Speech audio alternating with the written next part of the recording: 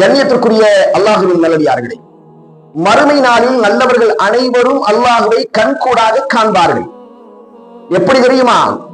பௌர்ணமி நிலவை நாம் எப்படி அனைவரும் கண்கூடாக பார்க்கிறோமோ அதுபோன்று அல்லாஹுவை காண்போம் என்று அல்லாஹ்வின் தூதர் ரசூலுல்லாஹி ஸல்லல்லாஹு அலைஹி வஸல்லம் அவர்கள் கூறியுள்ளார்கள்.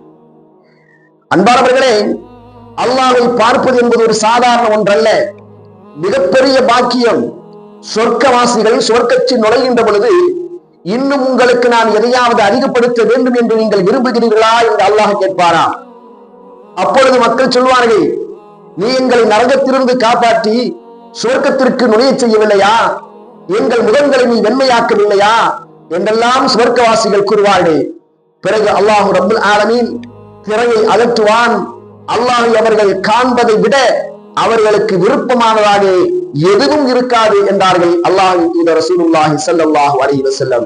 ஆம் சகோதரர்களே, அல்லாஹ்வை காண்பதுதான் சுவர்க்கவாசிகளுக்கு கிடைக்கக்கூடிய மிகப்பெரிய சந்தோஷம், மிகப்பெரிய மகிழ்ச்சி என்பதை அல்லாஹ்வின் தூதர் ரசூலுல்லாஹி ஸல்லல்லாஹு அலைஹி வஸல்லம் இந்த செய்தியின் மூலமாக நமக்கு சொல்லித் தருகிறார்கள். எனவே அல்லாஹ்வை பார்க்கக்கூடிய நசீபை வல்ல ரஹ்மான் நம் அனைவர்களுக்கும் வழங்குவானாக. வஸ்ஸலாமு அலைக்கும் வரஹ்மத்துல்லாஹி வபரகாத்துஹு.